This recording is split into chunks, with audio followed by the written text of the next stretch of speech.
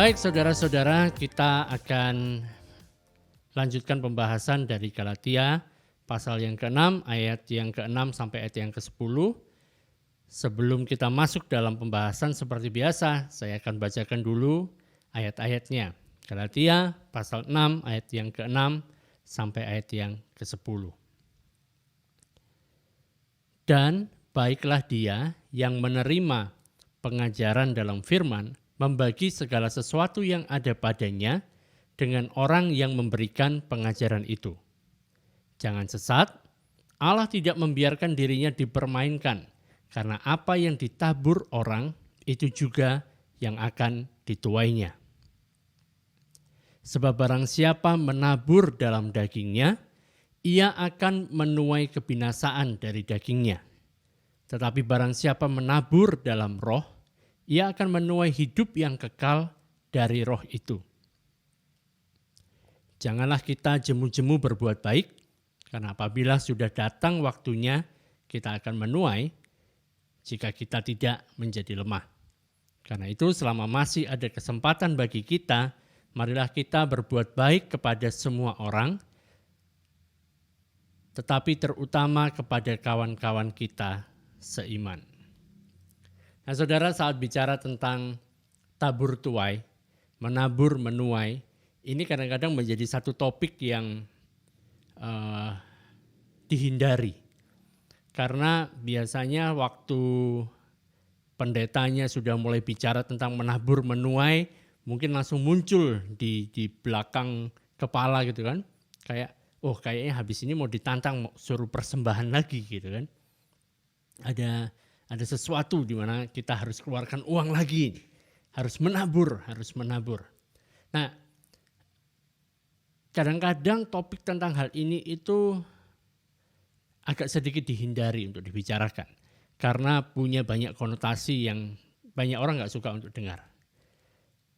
Tapi karena kita sedang membahas surat Galatia dari awal sampai akhir, dan sampai di bagian ini ya mau gak mau harus bicara juga.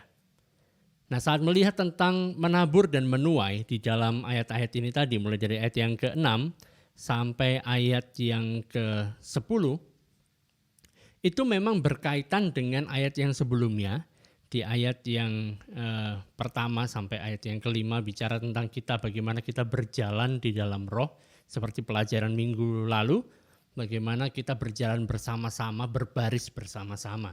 Nah saat berbaris bersama-sama itu ada hal-hal yang memang harus kita lakukan dan menjadi bagian kita. Dan di dalam situ ada yang namanya menabur dan juga menuai. Nah apa saja yang bisa ditabur di sini? Rasul Paulus mengatakan bahwa ada yang pertama adalah menabur firman. Jadi firman itu bisa ditabur. Firman Tuhan itu bagaikan benih, bisa ditabur. Dan kemudian yang berikutnya adalah bisa juga seseorang itu menabur di dalam hal kebiasaannya, karakternya, dagingnya, itu juga bisa. Perbuatannya itu hal yang bisa ditaburkan.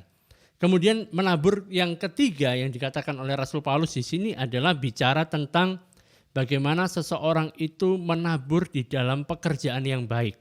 Dalam perbuatan yang baik, dia melakukan sesuatu hal yang baik, itu juga merupakan menabur.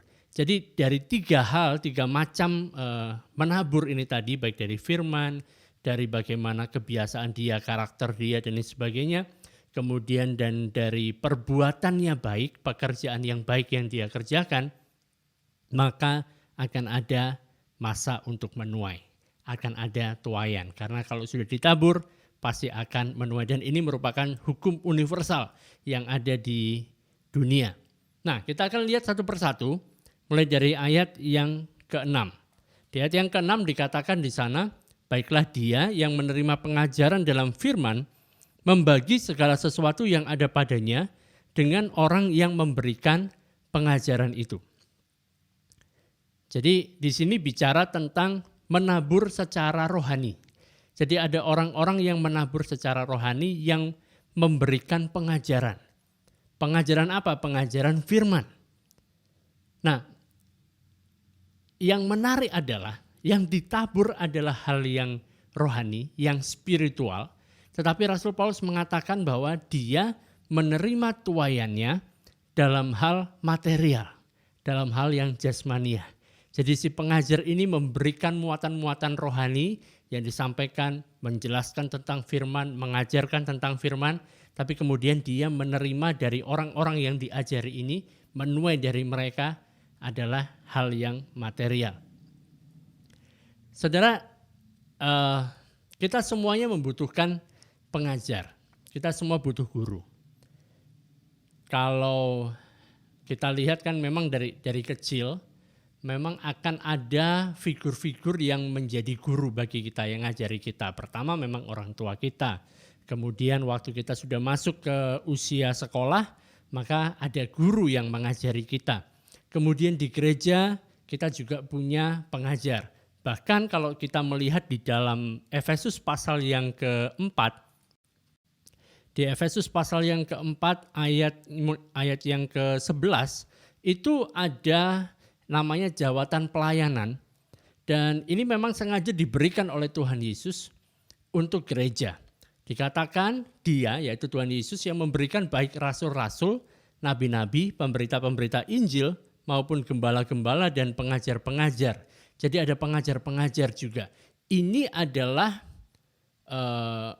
suatu pelayanan yang memang diberikan oleh Tuhan sendiri. Tugasnya untuk apa? Tujuannya untuk apa? Untuk memperlengkapi orang-orang kudus bagi pekerjaan pelayanan bagi pembangunan tubuh Kristus. Sampai kapan? Sampai kita semua telah mencapai kesatuan iman dan pengetahuan yang benar tentang anak Allah. Mencapai kedewasaan yang penuh dan tingkat pertumbuhan yang sesuai dengan kepenuhan Kristus. Supaya apa? Sehingga kita bukan lagi anak-anak yang diombang-ambingkan oleh rupa-rupa angin pengajaran, oleh permainan palsu manusia dalam kelicikan mereka yang menyesatkan.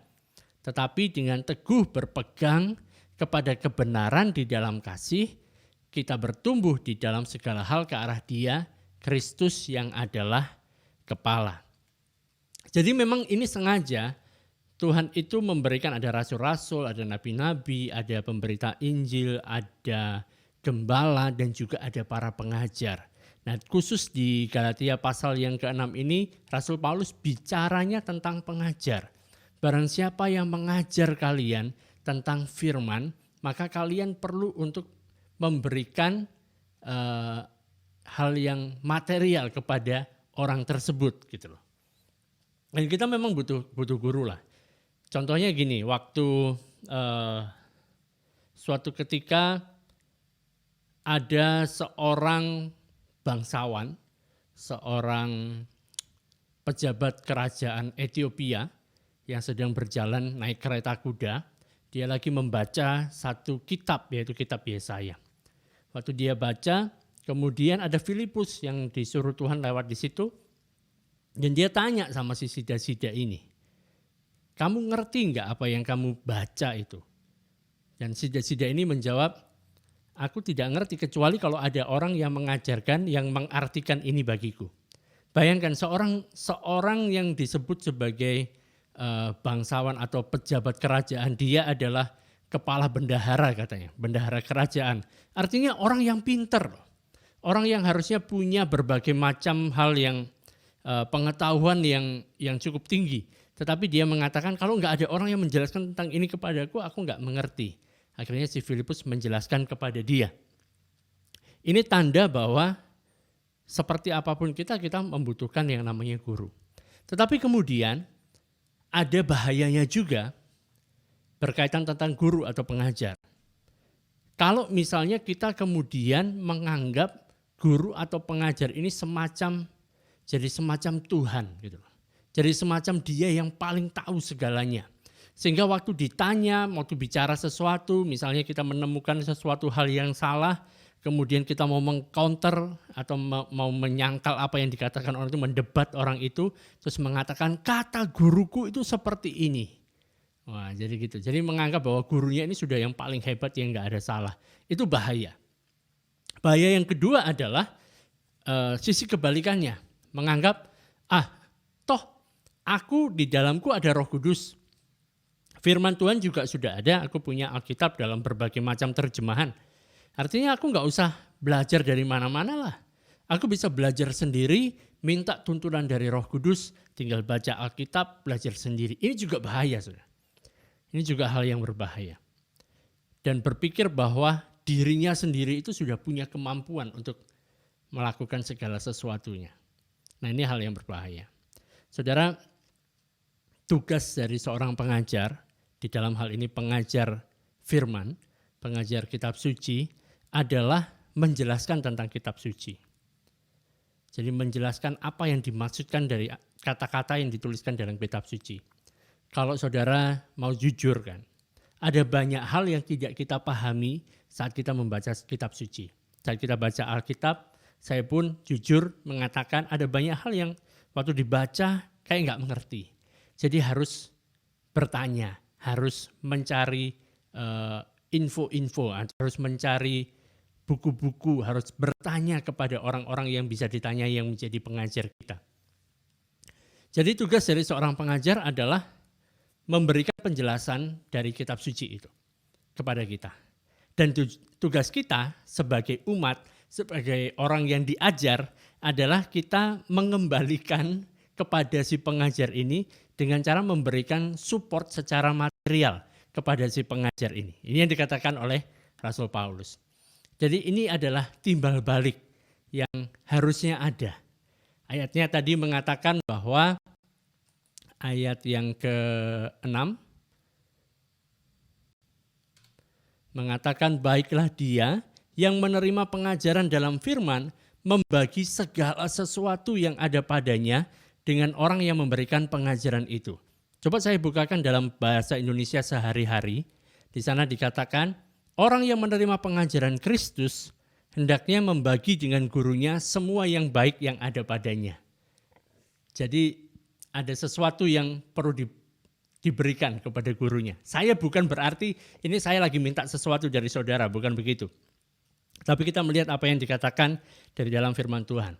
Cuman permasalahannya adalah ada pandangan yang mengatakan begini loh.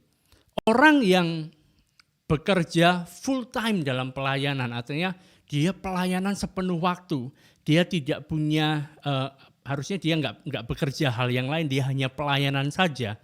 Orang ini kalau harus menerima gaji itu kayaknya sesuatu hal yang nggak kudus. Kayaknya agak sedikit tabu kalau dia harus menerima gaji. Orang yang pelayanan sepenuh waktu, yang full time ini harusnya hidup oleh iman. Pernah enggak mendengar orang yang mengatakan seperti itu? Kalau orang sudah pelayanan harusnya dihidupnya oleh iman. Enggak usah usaha lagi, enggak usah buka toko, enggak usah jualan. Yang penting dia hidup oleh iman, biar Tuhan yang memelihara dia. Hidup oleh iman. Saudara, sebenarnya kalau bicara tentang hidup oleh iman, itu tidak hanya untuk para full timer. Kita semua orang percaya kita hidup oleh iman gitu. Jadi sama saja, justru bahkan orang-orang yang jadi pengusaha, orang-orang yang misalnya dia buka toko, punya perusahaan dan sebagainya, mereka perlu untuk hidup lebih dari iman gitu. Apalagi dalam kondisi yang seperti sekarang ini ada PPKM, tidak bisa buka usaha dan sebagainya, mau hidup bagaimana? Ya oleh iman jadinya. Jadi semuanya harus hidup oleh iman. Enggak hanya orang yang full time saja yang hidup oleh iman. Nah, hal-hal yang semacam ini kadang-kadang kurang dipahami. Oleh karena pada malam hari ini kan saat kita belajar, maka coba kita renungkan, coba kita pikirkan. Bahwa yang harusnya hidup oleh iman itu ya semua orang percaya hidup oleh iman. Apapun pekerjaannya. Nah, Rasul Paulus juga mengatakan hal yang senada dengan hal ini pada waktu dia bicara kepada jemaat yang ada di Korintus. Mungkin saudara baca sendiri saja di dalam 1 Korintus pasal yang ke-9. Dia mengatakan di sana, apakah cuma aku sama Barnabas saja yang tidak boleh menerima sesuatu dari kalian? Rasul-rasul yang lain menerima, karena itu memang hak. Saat mereka sudah mengajar sesuatu, mereka juga menerima hal-hal materi, dukungan dari kalian secara jasmani, secara materi. Itu yang dikatakan. Dia mengatakan di banyak tempat lagi, ada di Timotius, ada di Tesalonika, dia juga bicara tentang hal yang sama. Di Filipi dia juga mengatakan hal yang sama. 2 Korintus juga mengatakan juga. Jadi coba nanti dibaca sendiri, dilihat sendiri apa kata dari Rasul Paulus. Jadi intinya adalah kalau bicara hidup oleh iman, ya semua orang. Cuman kemudian muncul ada bahaya berikutnya, saudara. Bahaya berikutnya adalah saat mengerti bahwa seorang pengajar kitab suci, pengajar firman gitu kan. Dia waktu dia mengajar, setelah itu dia bisa mendapatkan sesuatu, dalam hal ini bisa dikatakan mendapatkan uang gitu kan, dari dia sudah mengajar. Kemudian dia menjadikan ini sebagai satu profesi. Jadi bukan lagi dia melakukan itu, mengajarkan ini untuk Tuhan, seperti dia melakukan pelayanan untuk Tuhan, tetapi dia melakukan itu hanya untuk mendapatkan uang. Nah, ini merupakan bahaya. Jadi kehidupan kita kan, seperti yang kita sudah pelajari waktu di Galatia pasal yang ke-5, kita memiliki yang namanya kemerdekaan. Kemerdekaan itu bagaikan kita berdiri di atas bukit yang tinggi dan di sebelah kiri dan kanannya ada jurang. Ada jurang yang namanya kembali kepada hukum Taurat, ada jurang yang masuk ke dalam keterikatan dengan daging kita sendiri, hawa nafsu kita sendiri. Dan itu bahaya. Dan sama juga seperti ini, kita berada dalam kemerdekaan ini. Waktu kita menjadi seorang pengajar firman, menyampaikan Injil, tapi kemudian kita melakukannya bukan seperti untuk Tuhan. Kita bukan melakukan itu semua untuk Tuhan, tapi kita melakukan demi dapat amplop, demi dapat uang, demi dapat PK. Nah, itu suatu hal yang salah gitu kan. Tetapi kan, baik seorang yang full time ataupun orang yang enggak full time, yang bekerja dalam tanda kutip sekuler, padahal sebenarnya tidak ada pekerjaan sekuler, kecuali pekerjaan itu adalah pekerjaan yang dosa dan juga pekerjaan yang immoral. Jadi semuanya itu sama-sama, harusnya waktu kita melakukan pekerjaan kita, apapun juga, kita melakukannya seperti untuk Tuhan. Kemudian sisi yang lain adalah misalnya begini, kalau dari jemaat mengatakan, aku kan sudah bayar nih, pendeta digaji, ada gajinya setiap bulan, ada tunjangannya setiap bulan. Maka aku bisa bilang sama si pendeta itu, jangan khotbah tentang inilah. Cerita aja tentang yang enak-enak saja. Bicara tentang hal ini. Jangan bicara menyangkut hal-hal yang jangan dibicarakan. Mentang-mentang aku bayar kok. Jadi karena aku membayar dia, kita jemaat yang membayar pendeta ini, maka pendeta ini harus nurut sama kita. Berarti kan kita yang jadi bosnya, kita yang bayar. Enggak gitu, saudara. Seorang pengajar firman itu harus mengajarkan firman Tuhan, bukan mengajarkan apa yang ingin didengar oleh jemaat. Apapun konsekuensinya. Karena yang harus diajarkan adalah firman. Tapi bahayanya seperti itu, karena memang misalnya disuruh oleh jemaatnya atau diundang ke suatu gereja, dikasih PK yang tinggi nanti, tapi jangan ngomong seperti ini ya. Jangan bicara tentang itu ya. Kenapa? Karena ada penyandang dana terbesar di gereja itu melakukan dosa itu. Tapi udahlah, nggak usah dibicarakan lagi. Wah, ini salah, ini jelas salah. Jadi perlu diketahui, saudara, saat memberikan persembahan untuk si pengajar ini, untuk gereja, itu bukan bayaran. Pendeta itu bukan dibayar. Pengajar itu bukan dibayar. Tapi ini bicara tentang partnership. Kita bermitra. Kita saling bekerja sama satu dengan yang lain. Bayangkan ada orang yang memang kemudian dia yang disebut sebagai full timer ini kan. Dia sudah menyisihkan dirinya dari hal-hal yang lain. Dari pekerjaan yang lain. Orang-orang yang normal kerjanya, yaitu hari Senin sampai hari Jumat atau hari Sabtu mulai pagi sampai sore bekerja. Tapi orang ini dia tidak melakukan hal itu, yang dia lakukan adalah dia perlu untuk mempelajari firman Tuhan. Dia pelajari apa yang dimaksudkan yang tertulis di dalam firman Tuhan ini. Maksudnya apa, artinya bagaimana, penerapannya bagaimana, bagaimana ini bisa memberkati umat Tuhan. Seperti seorang koki yang sedang mempersiapkan masakannya. Jadi cari bumbu-bumbu dari segala macam diramu menjadi satu makanan yang lezat, yang enak. Ini yang dilakukan oleh si full timer ini, si pengajar ini. Jadi sepanjang orang lain bekerja di tempat yang mereka bekerja, misalnya di kantor lah, di di pasar lah dan lain sebagainya. Si full timer ini kerjanya adalah dia menyelidiki firman Tuhan, lihat bahasa aslinya, dia eksegese, dia lihat sejarahnya, mempelajari itu semuanya untuk mempersiapkan satu pengajaran yang solid, yang bagus. Jadi setelah dia melakukan hal semacam itu, saudara juga bekerja dalam aktivitas saudara sehari-hari, mulai dari hari Senin sampai hari Jumat misalnya, kemudian ada waktu di akhir minggu, hari Sabtu atau hari Minggu, waktu kita datang ke gereja, di sana kita tinggal duduk, kan kita nggak ada kesempatan untuk mencari apa ini, bahasa aslinya bicaranya gimana, artinya bagaimana. Kalau mengatakan seperti ini artinya gimana, kita nggak ada waktu untuk melakukan ini. Nah orang ini, si pengajar ini yang melakukannya. Pada waktu hari Minggu dia tinggal jelaskan kepada kita. Kita tinggal duduk menikmati. Oh ini ya, ini maksud dari Tuhan. Ini yang diinginkan Tuhan buat aku. Jadi kita tinggal mendengar saja, menerima pengajaran. Udah nggak usah mencari-cari lagi, tinggal diterima. Oh ya, puji Tuhan. Nah setelah itu waktu saudara memberikan persembahan, itu bukan gaji, tapi kita kerjasama. Ada orang-orang yang sudah belajar untuk menyampaikan sesuatu dari firman Tuhan bagi saudara. Saudara yang nggak punya waktu untuk menyelidiki sendiri, tinggal langsung menerimanya. Mendapatkan pewahyuan, mendapatkan berkat dari Tuhan. Nah ini yang luar biasa. Nah ayat yang ke-7 mengatakan, dan jangan sesat. Allah tidak membiarkan dirinya dipermainkan. Karena apa yang ditabur orang itu juga yang akan dituainya. Wah ngeri saat dikatakan jangan sesat. Istilah lainnya adalah jangan membodohi dirimu sendiri. Jangan bodoh lah. Jangan sesat itu jangan bodoh. Jangan membodohi dirimu sendiri. Jangan juga kamu berusaha untuk membodohi Allah. Karena Allah itu memang tidak bisa dipermainkan gitu. Jadi ada orang-orang yang mereka kemudian seperti punya pemikiran yang ngelantur gitu loh. Pikirannya ngelantur, berpikir bahwa saat dia melakukan sesuatu hal yang buruk, sesuatu hal yang jahat, nanti aku pasti bisa terlepas dari ini.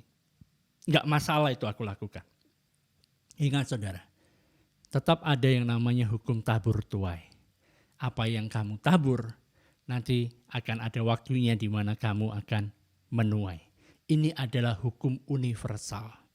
Pada waktu Tuhan menghakimi dunia, pada waktu zamannya Nabi Nuh, atau zamannya Nuh sudah masuk ke dalam bahtera, kemudian waktu dia keluar, dia memberikan korban bagi Allah dan Allah kemudian menunjukkan ada pelangi dan mengatakan aku tidak akan pernah lagi untuk menghukum manusia dengan air bah seperti ini.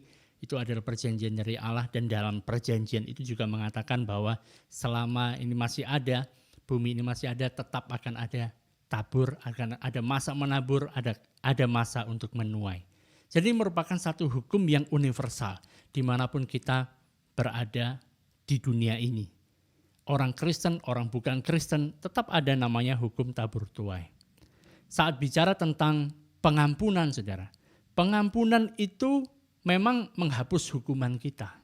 Karena misalnya kita lagi mencuri sesuatu kan, kemudian kita tertangkap dan orangnya yang punya ini mengampuni kita. Udahlah, aku memaafkan kamu, aku mengampuni kamu, artinya kamu gak akan aku hukum gitu ya. Cuman konsekuensinya tetap ada. Konsekuensinya tetap ada. Kalau kita hidup di dalam dunia, di negara Indonesia, negara hukum, sudah dimaafkan pun dari pihak kepolisian tetap akan melanjutkan perkara ke pengadilan.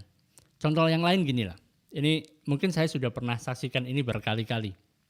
Waktu saya masih kecil, saya itu ya namanya anak kecil ya, tinggal di kampung sama teman-teman sesama anak-anak kampung ya agak sedikit nakal. Menurut saya agak sedikit, menurut orang lain kayaknya sangat nakal. Jadi yang kami lakukan namanya anak-anak sekalipun di rumah ada, waktu keluar melihat sesuatu punya orang lain itu kepengen diambil. Jadi waktu kecil saya pernah nyolong. Nyolongnya itu nyolong apel. Padahal di rumah saya, keluar rumah gitu aja ada kebun apel juga. Bisa makan apel sepuasnya kalau lagi berbuah. Nah, Ya dilakukan sama anak-anak yang lainnya, kita lagi jalan-jalan mainan, anak-anak zaman sekarang mainannya main HP, main PlayStation. Nah, zaman saya dulu mainnya adalah main tanah. Waktu main tanah keluar sama teman-teman di sana nyolong apel. Makan apel. Jadi apelnya ini belum mateng, ya kan? Apelnya itu apel masih hijau, masih nggak enak lah sebenarnya. Tapi karena sama teman-teman masuk nyolong apel, akhirnya ketangkap. Dipegang lah sama yang punya. Minta maaf sama dia, ya kan? Takut, jangan bilang sama orang tua gitu kan. Kalau bilang sama orang tua lebih parah lagi. Jadi takut. Terus orangnya bilang, "Oke lah, dia maafkan. Tapi jangan nyolong lagi ya," gitu kan. Oke, nggak nyolong lagi. Oke, dimaafkan kan? Nggak cerita sama papa mama, karena kalau cerita lebih bahaya lagi. Dan berpikirnya beres. Tetapi kan gara-gara makan apel yang masih mentah itu, yang nggak enak itu, perut jadi sakit. Jadi sekalipun sudah diampuni, ada konsekuensi. Ada konsekuensi. Orang-orang yang mengatakan, wah kalau sudah diampuni ya beres. Cobalah. Misalnya kayak ada orang-orang yang mereka katakanlah dosa lah, ada dosa seks bebas misalnya. Kemudian dia kena AIDS. Apakah dosanya itu diampuni Tuhan? Diampuni. Coba apakah AIDS itu merupakan hukuman? Bukan, itu adalah konsekuensi. Konsekuensi. Sama seperti sekarang kan, kalau misalnya kita keluar rumah nggak pakai masker gitu. Itu oke lah gitu kan. Orang bisa memaklumi. Oh dia kalau pakai masker mungkin dia nggak tahan sehingga maskernya dicopot. Tapi kemudian kalau terpapar COVID ya konsekuensi. Tuhan sudah mengampuni. Orang-orang di sekitar saudara mungkin juga harus mengampuni, tapi ya terpapar COVID. Nah, seperti itu. Tabur tuai. Apa yang kita tabur, kita akan menuai. Ayat yang ke-8 mengatakan bahwa sebab barang siapa menabur dalam dagingnya, ia akan menuai kebinasaan dari dagingnya. Tetapi barang siapa menabur dalam roh, ia akan menuai hidup yang kekal dari roh itu. Jadi kalau kita menabur di dalam daging kita menabur di dalam manusia lama kita, dengan karakternya yang bobrok itu ya, maka akan ada maut di sana. Akan ada kebinasaan dari daging kita. Enggak percaya, coba sendiri saudara. Kalau saudara akan mengatakan bahwa semua dosaku sudah diampuni oleh Kristus, maka tidak akan ada lagi maut di dalam kehidupanku. Tetap ada maut dari dunia ini. Kalau saudara suka bohong, kalau saudara sedikit-dikit membohongin orang, nipu orang, saudara enggak akan dipercaya sama orang. Ada kematian di sana. Kalau suka nyolong, semua orang tahu saudara adalah suka nyolong. Begitu saudara masuk ke dalam ruangan, semua barang-barang berharga akan disimpan. Enggak percaya sama saudara.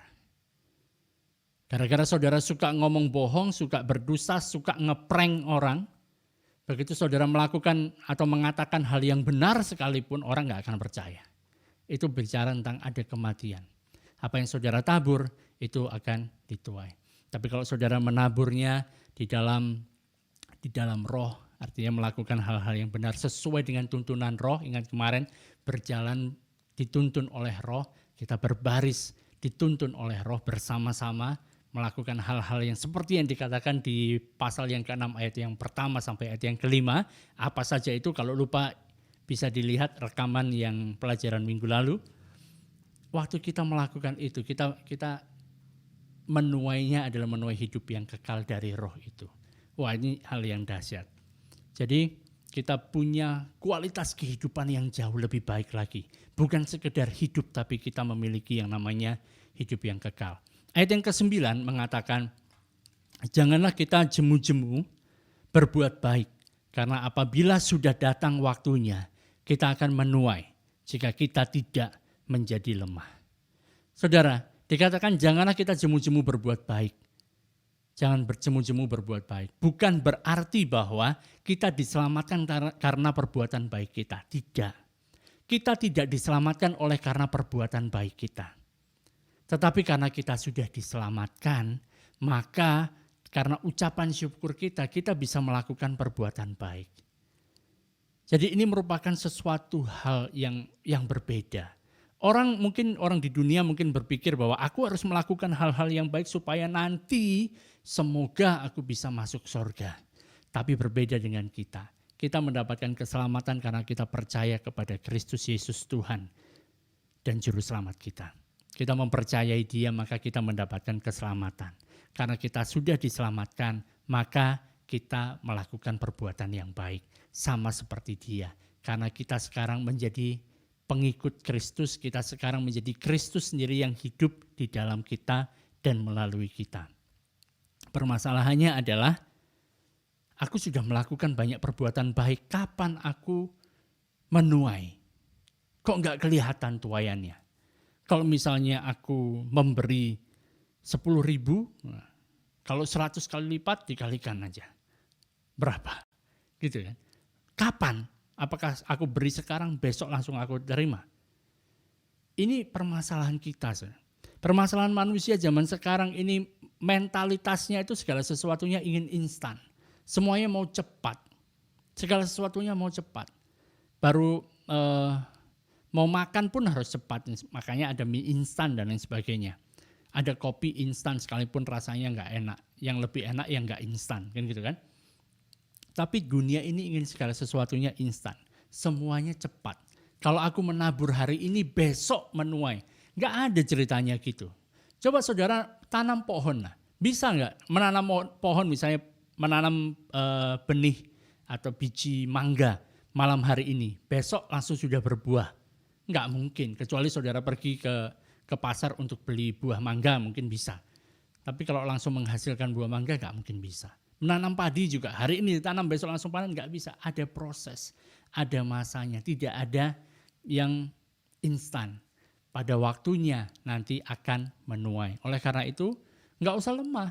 Kalau misalnya saudara sudah melakukan perbuatan yang baik, ternyata sepertinya saudara belum menuai hasil dari perbuatan baik saudara itu, nggak usah lemah, tunggu aja. Kalau sudah waktunya pasti akan menuai. Ayat yang ke-10 mengatakan, karena itu selama masih ada kesempatan bagi kita, marilah kita berbuat baik kepada semua orang. Tetapi terutama kepada kawan-kawan kita seiman. Kepada siapa kita melakukan perbuatan baik? Kepada semua orang. Pertama kepada semua orang. Tapi terutama kepada saudara-saudara kita seiman. Jadi kita bisa melakukan perbuatan baik itu untuk semua orang. Zaman sekarang ini dengan masa pandemi seperti sekarang ini, kita bisa melakukan perbuatan baik kapanpun juga, dimanapun juga. Kepada semua orang. Tapi saat kita melihat ada saudara-saudara kita sendiri yang membutuhkan itu, marilah kita perhatikan. Jangan hanya sekedar, oke lah saya doakan. Pak, aku lapar Pak. Sudah 7 hari aku nggak makan. Hebat ya. Gitu. Nggak gitu. Kita nggak cuma ngomong, oke lah saya doakan kan. Saya doakan dalam nama Yesus perutmu menjadi kenyang. Ya nggak gitu ceritanya. Saudara bisa doakan kan, ucapkan berkat bagi dia. Ya paling enggak kasih makan lah. Apalagi ini saudara kita seiman, saudara kita sendiri. Kalau bukan kita yang nolong siapa lagi? Ya kan? Kita ini yang menjadi saluran berkat dari Tuhan. Bukan kemudian wah dia lapar, Tuhan tolong turunkan nasi goreng dari sorga. Di sorga nggak ada koki yang masak nasi goreng kemudian nasi goreng diturunkan. Kalaupun iya turun dari atas ke bawah, jangan dimakan. Udah kena polusi, udah kotor. Jadi marilah kita mulai melakukan perbuatan baik ini. Kita tolong. Gitu. Jangan hanya sekedar oke lah kita doakan. Kalau memang kita punya kapasitas untuk menolong, marilah kita tolong. Kita sing-singkan lengan. Karena apalagi ini adalah saudara kita sendiri. Kita lakukan itu. Jadi kita mulai dari gereja. Dari dalam kumpulan orang percaya, kita tolong. Kemudian dari sana kita baru keluar. Bergandeng tangan, berjalan bersama-sama. 1 Timotius pasal yang ke-5 ayat yang ke-8 mengatakan, tetapi jika ada seorang yang tidak memeliharakan sanak saudaranya, apalagi seisi rumahnya, orang itu murtad dan lebih buruk dari orang yang tidak beriman. Bayangkan. Ini yang dikatakan Rasul Paulus. Kalau ada orang yang enggak memelihara sanak saudaranya sendiri, sesama saudaranya sendiri. Apalagi seisi rumahnya diterlantarkan. Orang itu murtad katanya. Dan lebih buruk daripada orang yang tidak beriman. Karena kita berada sebagai satu keluarga. Marilah kita saling membantu dalam perbuatan baik. Saling menolong dalam perbuatan baik. Dan ini merupakan perintah yang baru juga yang diberikan oleh Tuhan Yesus kepada kita. Hendaklah kita saling mengasihi seperti aku telah mengasihi kamu.